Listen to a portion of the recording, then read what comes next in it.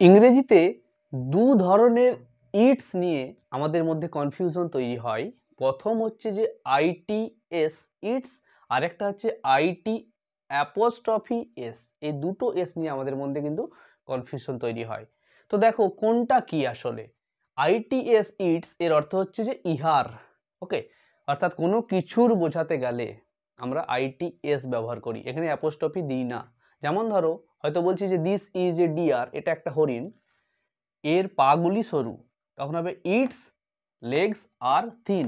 দেখো ইটস মানে ইহার, ওকে, অর্থাৎ এটা এখানে পজেসিভ বোঝাচ্ছে, অর্থাৎ এর বোঝাচ্ছে। আরেকটা হচ্ছে যে আইটি অ্যাপোস্ট্রফি এস, এর অর্থ কি, এর অর্থ দু রকম ভাবে ব্যাখ্যা করা যায়। যেমনটা হচ্ছে দেখো ইটস ইওর ডিউটি, অর্থাৎ এটা হলো তোমার দায়িত্ব বা কর্তব্য। দেখো ইটস বলতে এখানে ইট ইজ হয়েছে, ইট ইজ অ্যাপোস্ট্রফি দেওয়ার জন্য এখানে ইজ ব্যবহার হচ্ছে। আরেকটা হচ্ছে দেখো it's been a long time, মানে অনেক দিন হলো।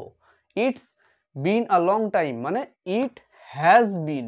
দেখুন যেহেতু এখানে বিন আছে তাহলে বুঝতে হবে এখানে হ্যাজ আছে, কারণ এটা প্রেজেন্ট পারফেক্ট টেন্স হচ্ছে। It has been a long time, okay. এভাবে এগুলো কিন্তু আমাদের বুঝতে হবে। আশা করি এরপর এই ভুলগুলো আর হবে না।